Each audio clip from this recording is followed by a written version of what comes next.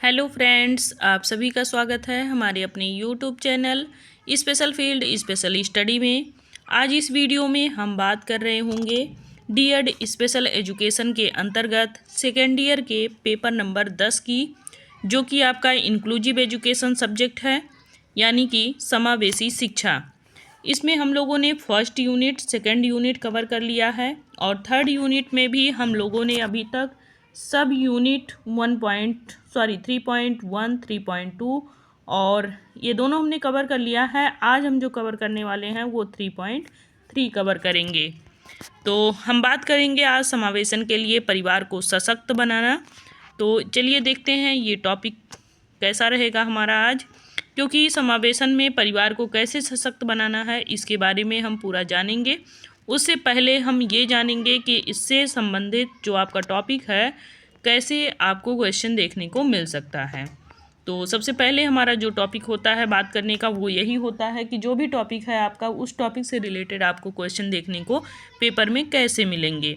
तो आप देख सकते हैं, समावेशन के लिए परिवार को सशक्त बनाने की आवश्यकता और उपाय का वर्णन कीजिए। इस प्रकार से आप देख सकते हैं क्वेश्चन पूछा गया है, या फिर इसी क्वेश्चन को घुमा करके पूछा गया है कि समावेशी शिक्षा को प्रभावी बनाने के लिए अभिभावकों को किस प्रकार से आप शिक्षित या सशक्त करेंगे। तो चलिए जानते हैं हम समावेशन के अंतर्गत परिवार को आप सशक्त कैसे बनाते हैं या परिवार को जागरूक कैसे करेंगे। तो समावेशन में ये सबसे मोस्ट इम्पॉर्टेंट पार्ट है आपका, क्योंकि आप बच्चे को तब तक स्कूल में एडमिशन नहीं करा सकते हैं जब तक उसके माता पिता को आप मोटिवेट नहीं कर पाएंगे। क्योंकि अगर माता पिता की मानसिकता अगर निम्न कोटि की है तो आप कभी भी उस बच्चे को विद्यालय में एडमिशन के लिए ले ही नहीं जा सकते हैं।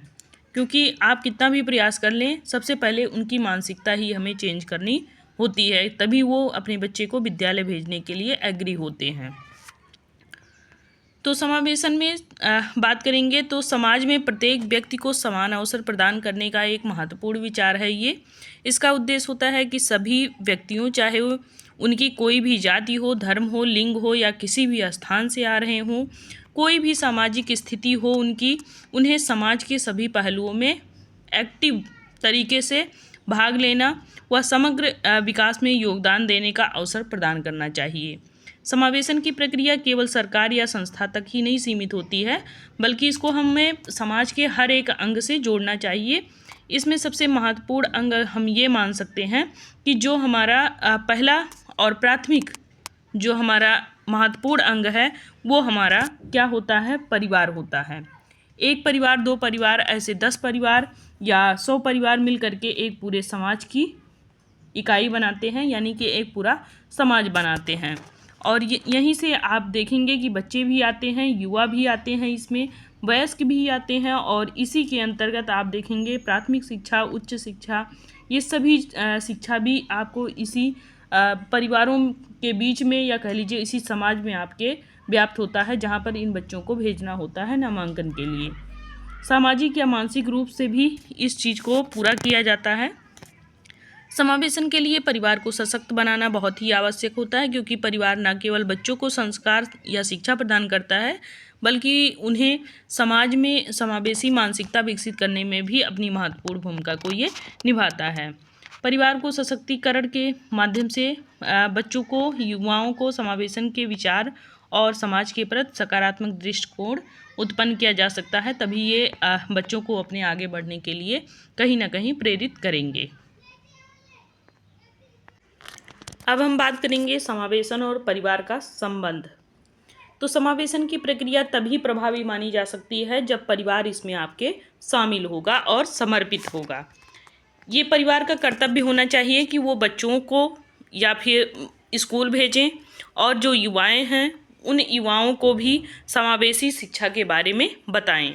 सबसे पहले तो खुद अवेयर हों, फिर जो परिवार के सभी सदस्य होते हैं उन सभी सदस्यों को भी कहीं ना कहीं इसकी जानकारी हो कि समावेशन होता क्या है। समावेशन में जो आपके सामान्य बच्चे होंगे या दिव्यांग बच्चे होंगे, उन दोनों को एक ही छत के नीचे शिक्षा दी जाएगी।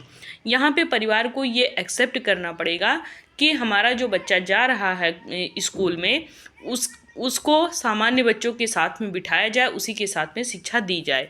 अपने बच्चे के साथ अगर बहुत ज़्यादा, हद से ज़्यादा कह रहे, सिंपैथी तो दिखाना अच्छी बात है, लेकिन हद से ज़्यादा अगर आप सिंपैथी दिखाना स्टार्ट कर देंगे तो वहाँ पे कहीं ना कहीं समस्या हो जाएगी। इसके लिए एग्री होना पड़ेगा कि हमारा बच्चा जाएगा, जो सामान्य बच्चे हैं उनके साथ में पढ़ेगा, उनसे भी कुछ ना कुछ सीखेगा। इसके लिए परिवार को अपने बच्चे को एक समान और समावेशी मानसिकता के साथ में पालन पोषण भी करना चाहिए। यदि परिवार अपने बच्चे को विभिन्नता की सराहना दे रहा है या फिर विभिन्नता के बारे में समझा रहा है और समानता की आवश्यकता को समझ रहा है, तो भेदभाव के खिलाफ वो खड़ा होगा और अपने बच्चे को आगे बढ़ने के लिए वो प्रोत्साहित भी करेगा। आगे बात करेंगे समावेशन के लिए परिवार को सशक्त बनाने की आवश्यकता। तो सबसे पहले सामाजिक समानता की दिशा में योगदान देना होता है, क्योंकि समावेशन का उद्देश्य समाज में किसी भी प्रकार की असमानता, भेदभाव या उत्पीड़न को समाप्त करना होता है। यदि परिवार समावेशी मूल्यों को अपनाते हैं तो वे न केवल अपने बच्चे को समानता की शिक्षा देंगे, बल्कि वे सामाजिक बदलाव की दिशा में भी अपना योगदान देंगे और समाज में और भी जो बच्चे होंगे उनको भी प्रोत्साहित करेंगे पढ़ने के लिए।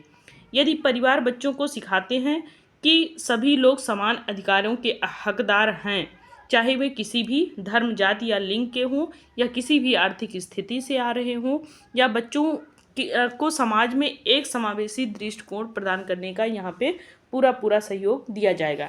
यानी कि किसी भी लिंग, धर्म, जाति के आए हों, जो सामान्य बच्चे को पूरा अधिकार मिल रहा है वही उनके उस बच्चे को भी मिलेगा। ये परिवार को कहीं ना कहीं उस बच्चे को भी सिखाना चाहिए। बच्चे के मानसिक और भावनात्मक विकास में योगदान। समावेशन के लिए परिवार को सशक्त बनाने की आवश्यकता होती है। इस तथ्य से भी जुड़ी कि परिवार बच्चों के मानसिक और भावनात्मक विकास में अपनी महत्वपूर्ण भूमिका निभाते हैं। यदि परिवार में एक समावेशी और सकारात्मक वातावरण है तो बच्चों का जो मानसिक या भावनात्मक विकास होगा वो काफ़ी मजबूत होगा। आप देखेंगे कि उनका जो विकास होगा काफ़ी तेज़ी से होगा और काफ़ी ज़्यादा ब्रॉड भी होगा। ऐसे परिवार जो बच्चों में एकता, सहिष्णुता और समानता के मूल्यों को प्रोत्साहित करते हैं, वे बच्चों को बेहतर सामाजिक कौशल, करुणा और समर्पण की भावना विकसित करने में भी मदद करते हैं। वे बच्चे खुद तो अवेयर भी होंगे और दूसरे बच्चों को भी अवेयर करेंगे।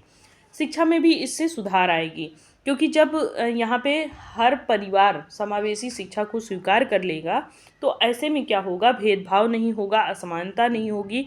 समाज में आप विभाजन नहीं देखेंगे कि ये दिव्यांग कैटेगरी के हैं, ये सामान्य कैटेगरी के हैं, तो इस प्रकार के भेदभाव भी नहीं होंगे। तो वहाँ पे बच्चों को कहीं ना कहीं गुणवत्तापूर्ण शिक्षा मिलेगी और मुख्य धारा से वो भी जुड़ सकेंगे। अब हम बात करेंगे यहाँ पे परिवार को सशक्त बनाने के उपाय के बारे में। तो परिवार को सबसे पहले जागरूक करना होता है, क्योंकि समावेशन के लिए परिवार को सशक्त बनाने का जो पहला कदम आपका होगा वो परिवार को जागरूक करना होगा। क्योंकि कई परिवार ऐसे होंगे जो समावेशन में अपने विचार नहीं रखेंगे, क्योंकि उन्हें ऐसा लगेगा कि हमारा जो बच्चा है इसके साथ ऐसा ना हो कि समाज में जब ये निकले तो इसके साथ कुछ गलत हो जाए। तो वो सामान्य जो बच्चे होंगे उनके साथ पढ़ने के लिए भेजने के लिए वो एग्री नहीं होंगे। तो ऐसे में उनको सबसे पहले जागरूक करना होगा।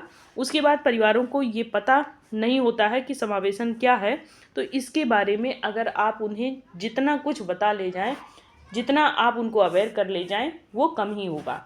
क्योंकि आप उनके जो दिमाग में एक चीज़ बैठ जाती है कि हमारा बच्चा बाहर जाएगा, उसे समस्या होगी, उसके साथ भेदभाव होगा, छेड़छाड़ होगी, तो ये चीज़ निकालने में आपको काफ़ी टाइम लगेगा। तो इसके लिए आपको एक बार नहीं, दो बार नहीं, आपको 10 बार कोशिश करना पड़ेगा पेरेंट्स से मिल करके कि उस चीज़ को वो अपने दिमाग से निकाल दें। अब समावेशी शिक्षा लागू हो गई है, समावेशन में लेके जा रहे हैं बच्चे को, तो वहाँ पे किसी भी प्रकार का भेदभाव नहीं होगा उस बच्चे के साथ।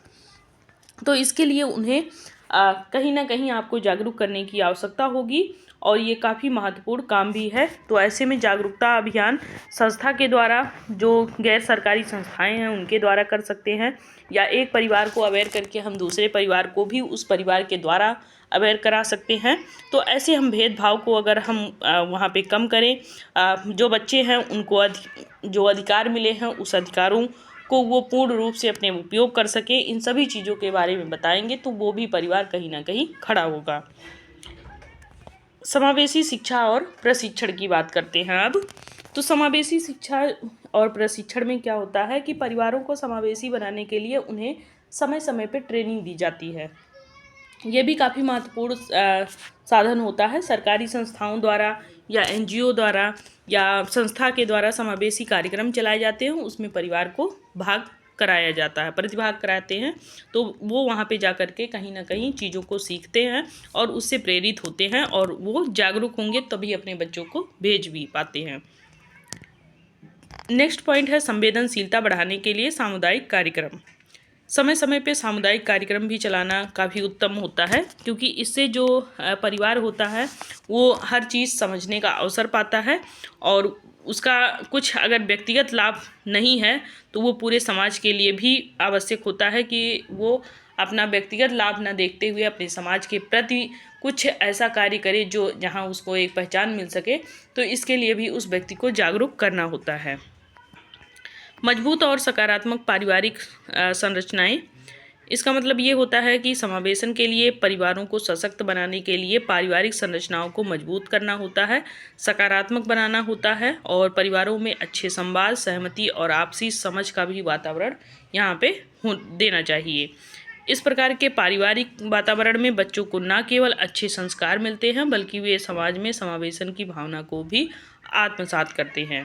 पारिवारिक सहयोग और समझदारी से बच्चों को आत्मसम्मान मिलता है और दूसरों के प्रति भी सम्मान करने की भावना उनमें जागृत होती है। अगला पॉइंट है कि मानसिक स्वास्थ्य और समावेशन की। तो समावेशन के लिए परिवारों को सशक्त बनाने के लिए ये भी ज़रूरी होता है कि वे मानसिक स्वास्थ्य के महत्व को समझें और मानसिक स्वास्थ्य पर ध्यान देने से परिवारों के भीतर सहनशीलता और समझदारी बढ़ती है। इसमें विभिन्न कार्यक्रम चला करके नेटवर्कों के माध्यम से परिवार को हम अवेयर करा सकते हैं। समावेशी शिक्षा को प्रभावी बनाने के लिए अभिभावकों को शिक्षित और सशक्त बनाना।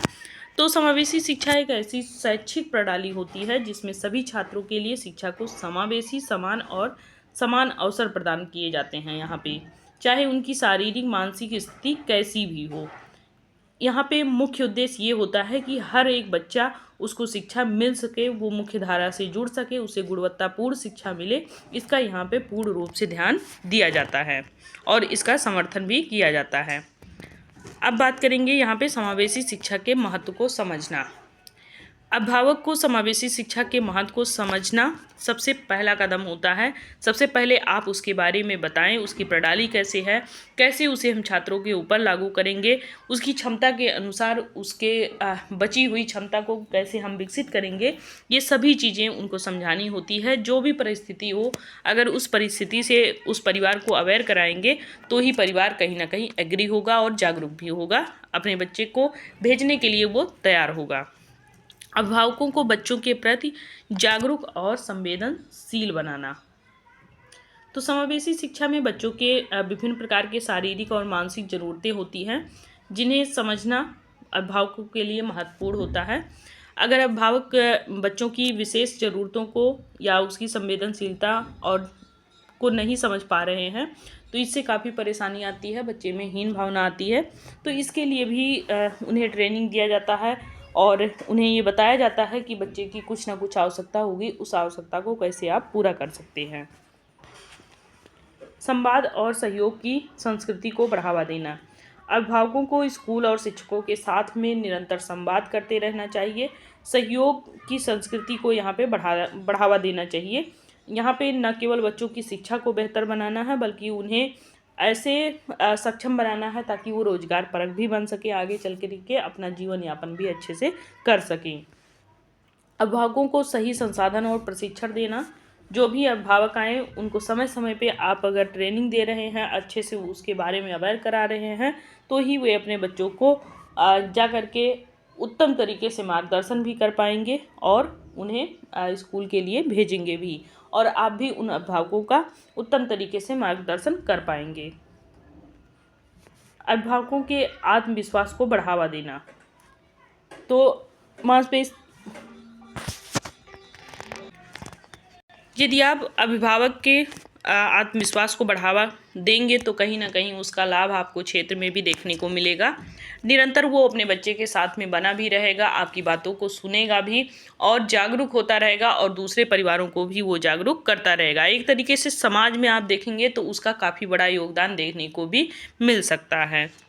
तो इसी के साथ में हमारा ये टॉपिक भी ख़त्म होता है। समावेशन में अभिभावक की क्या जिम्मेदारी होती है, उसको कैसे हम अवेयर करा सकते हैं, ये सभी चीज़ों के बारे में हम लोगों ने यहाँ पे जाना।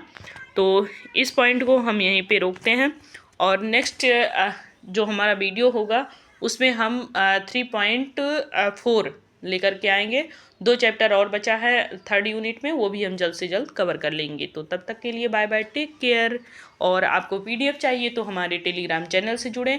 Special field special study Telegram channel, special field special study हमारा यूट्यूब चैनल भी है। दोनों में आपको कहीं कोई समस्या देखने को नहीं मिलेगी। अगर आपको जो सब्जेक्ट पढ़ना है उस सब्जेक्ट से रिलेटेड आप PDF प्लेलिस्ट चाहिए तो वो भी मिल जाएगा, या आपको PDF चाहिए तो टेलीग्राम पे आपको उसका PDF भी मिल जाएगा। आप जिस भी ट्रेड से होंगे पूरा आपको एक तरफ से मिल जाएगा, आपको ढूंढना नहीं पड़ेगा, कोई भी नहीं ढूंढना पड़ेगा। आपको प्रैक्टिकल फाइल वगैरह चाहिए तो वो भी आपको मिल जाएगा हमारे टेलीग्राम चैनल पे। तो तब तक के लिए बाय बाय, टेक केयर।